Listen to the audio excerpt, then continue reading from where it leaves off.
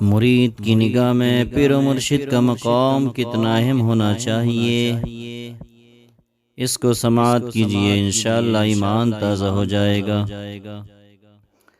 کیونکہ ہر انسان کی چاہت یہ ہوتی ہے کہ میں مرید ہو جاؤں، کسی پیر و مرشد کا دامن مجھے مل جائے۔ لیکن حضرات، مرید ہونا انسان نے ایک رسم سمجھ لیا ہے، اور رسم سمجھ کر مرید ہو جاتا ہے، پیر و مرشد کے دامن کو تھام لیتا ہے، لیکن ان کے مقام اور مرتبے کو نہیں سمجھ پاتا۔ لہٰذا آج کے ہم اپنے اس بیان میں اسی بات کو آپ کے سامنے واضح کریں گے کہ مرید کی نگاہ میں پیر و مرشد کا کیسا مقام و مرتبہ ہونا چاہیے، اور پیر و مرشد کے بارے میں مرید کو کس طرح سے محبت، کس طرح سے عقیدت، کس طرح کی الفت رکھنا چاہیے۔ آئیے بات کو سماعت کر لیں، اور اگر بات اچھی لگے تو دوسروں تک پہنچائیں، دوسروں تک بھی شیئر کریں۔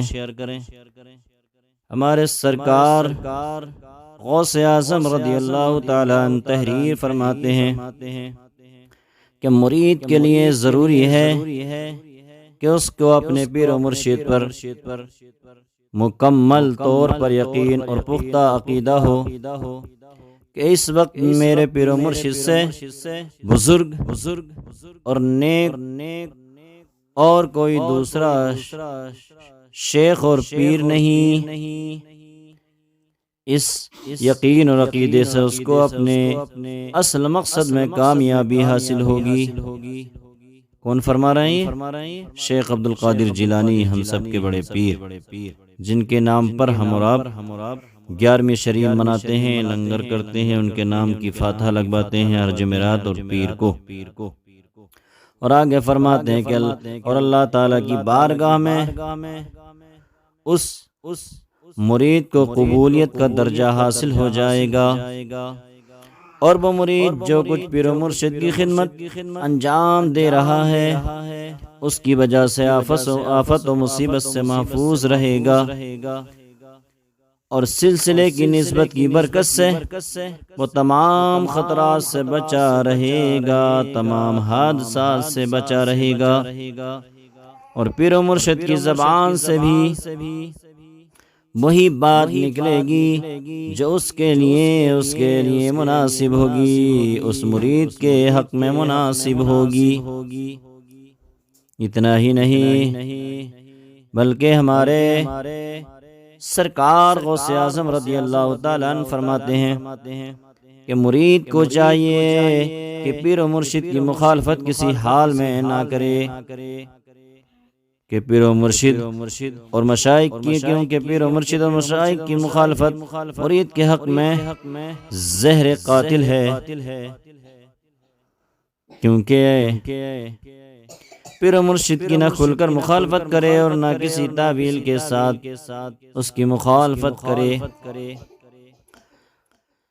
لہذا مرید پر لازم ہے کہ اس بات کی کوشش کرے کہ اپنے پیر و مرشد سے اپنا کوئی راز اور اپنی کوئی حالت چھپا نہ رکھے، بلکہ اس کے سامنے اپنے راز کو اور اپنی ہر حالت کو بیان کر دے، اور پیر و مرشد اگر کوئی حکم دے تو اس کو کسی کو نہ بتائے اور اس کو ہر حال میں بجا لائے۔ لیکن آج کا حال یہ ہوتا ہے کہ رسماً مرید ہو گئے اور پیروں کی مخالفت کرنا شروع کر دی، اور اپنے پیر کو بھی برا بھلا کہنا شروع کر دیا۔ اگر اپنا کام ہو گیا تو کہہ دیا یہ پیر صاحب کی دعا کی برکت سے ہے، اور اگر اپنا کام نہیں ہوا، پیر کا نام لیا تھا کہ تمہارے نام سے اس کام کو شروع کر رہا ہوں، کام پورا نہیں ہوا، روپیہ پیسہ نہیں کمایا گیا، اور مال میں گھاٹا ہو گیا، یا مکان پورا نہیں بن پایا، تو پیر و مرشد کو برا بھلا کہنا شروع کر دیا۔ لہذا یہ شریعت کے اعتبار سے کسی حال میں جائز نہیں، بلکہ گمراہی ہے۔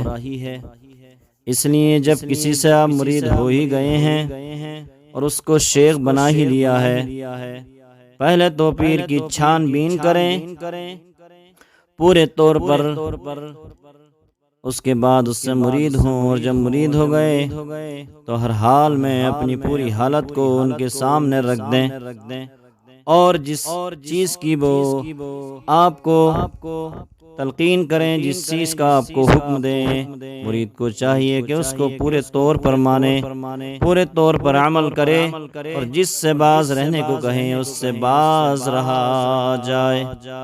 انشاءاللہ زندگی میں انقلاب پیدا ہوگا۔ لیکن پیر کا مرتبہ اللہ اور اس کے رسول کے بعد ہے، پہلے اللہ کا مرتبہ ہے، پھر رسول اللہ کا، اس کے بعد پیروں کا مرتبہ ہے۔ لہذا اپنے پیروں پر بھی پورے طور پر بھروسہ کیجیے، اور رسول اللہ اور اللہ تعالیٰ پر بھی پورے طور پر بھروسہ کیجیے، کیونکہ پیر وسیلہ ہوتے ہیں اللہ کی بارگاہ میں، لہذا ان کو اپنا وسیلہ بنائیے۔ اور حاجت رب اللہ تعالیٰ ہے، حاجت کو پورا کرنے والا اللہ تعالیٰ ہے۔ جب پیر کے وسیلے سے دعا کی جائے گی تو اللہ تعالیٰ حاجت کو، ضرورت کو پورا فرمائے گا۔ لہذا سب سے زیادہ جس کی شان ہے وہ اللہ ہے، جو حاجت روائی بندوں کی پوری فرماتا ہے۔ لہذا اللہ کا مقام سب سے بلند ہے، کیونکہ اس نے ساری کائنات کو بنایا، اور اسی کے صدقے میں کائنات، اسی نے اس محبوب کے صدقے میں اللہ نے کائنات کو بنایا۔ لہذا جو کائنات بنانے والا ہے وہ سب سے اعلیٰ ہے، اور جس کے صدقے میں کائنات بنی وہ کائنات میں جتنی چیزیں ہیں ان سب سے افضل و اعلیٰ ہیں، اور ان کے بعد تمام چیزیں ہیں۔ لہذا اپنے اللہ اور رسول اللہ پر پورا یقین رکھیے، اور پیر کے وسیلے سے اللہ کی بارگاہ میں دعا کیجیے۔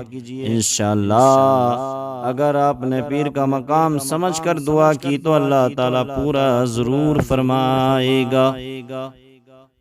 تھوڑا سا بیان اور ہے، اس کو سن لیجیے، اس کے بعد بات کو ختم کرتے ہیں۔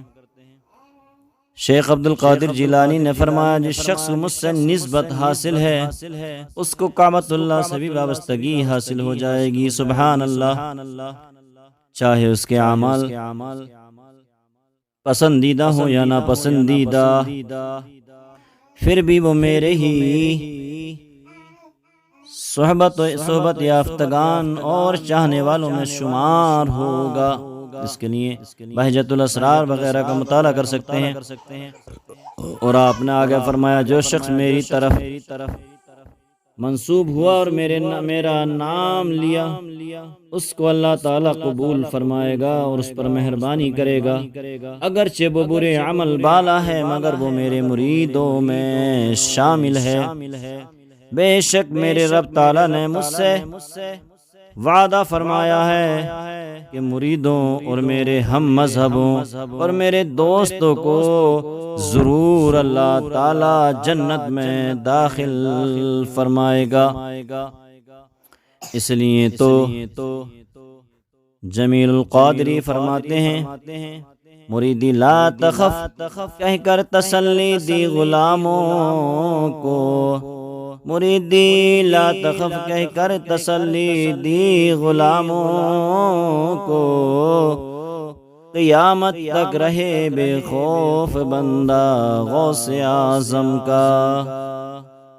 جو اپنے کو کہے میرا، مریدوں میں وہ داخل ہے، جو اپنے کو کہے میرا، مریدوں میں وہ داخل ہے۔ یہ فرمایا ہوا ہے میرے آقا غوث اعظم کا، یہ فرمایا ہوا ہے میرے آقا غوث اعظم